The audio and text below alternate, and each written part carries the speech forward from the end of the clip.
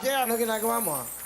Yun po, nag-join din po ng pageant, tapos call center agent po Bakit ngayon. mo join kayo ng pageant? Ano ba yung feeling yan? Well, yung unang rason po bakit ako sumali ng pageant, Kuya Will, kasi dumating po yung punto na nawalan ho ng trabaho yung magulang ko, tapos nagkahiwalay po sila nung kinakasama niya tumutulong din sa amin. So, wala ho siyang trabaho. Ako na lang po yung maaasahan ng magulang ko. So sabi ko, ma, tama na ako na muna. Gusto niya po pa akong pag-aralin nun kaya po ako natigil sa pag-aaral. Pero Anong year mo nung natigil ka? natigil ako second year college po. Anong course mo? Education din po sana, major in math. Pero now, hindi ka nag-aaral? No choice po, Kuya Will. Pinag-aaral ko rin po yung pinsan ko eh. Wow, ito yung mga achievements mo. Grand winner ka ng Ginoong Makisig 2014. Yan po yung tawag noon sa Ginoong Marikina. Kaso nga lang ngayon po kasi wala na pong Ginoong Marikina. Wala na. Kuha nga tayong ganyan. But anyway, sige.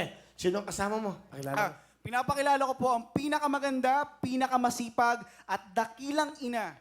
Ang aking ina. Mama Karen. Hi, Will! Mami mo, batang-bata.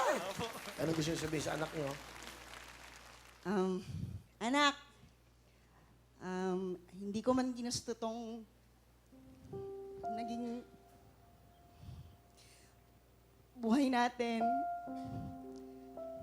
Napag-aral ko yung kapatid ko. Pero sarili kong anak, hindi ko napatapos dahil kulang ako sa alam mo naman, elementary lang natapos ni Mama. Wala nang trabahong pwede sa akin. Inabot ng pag-aaral mo. Ikaw ngayon ang pumasa ng responsibilidad na hindi dapat sa'yo. Sorry. Walang salita na pwedeng sasapat.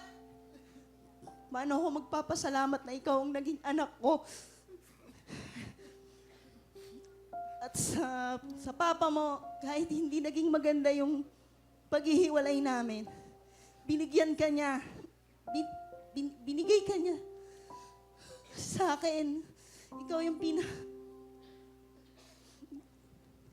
kayamanan ko, ikaw lang. I love you, anak. Mahal na mahal kita.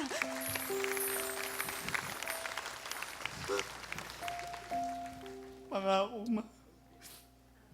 Di mo ako makikita. Di mo ako makikita sa iba. Di mo ako makikita mag-asawa ka agad, mag-anak agad nang hindi kita nabibigyan ng magandang buhay, ma.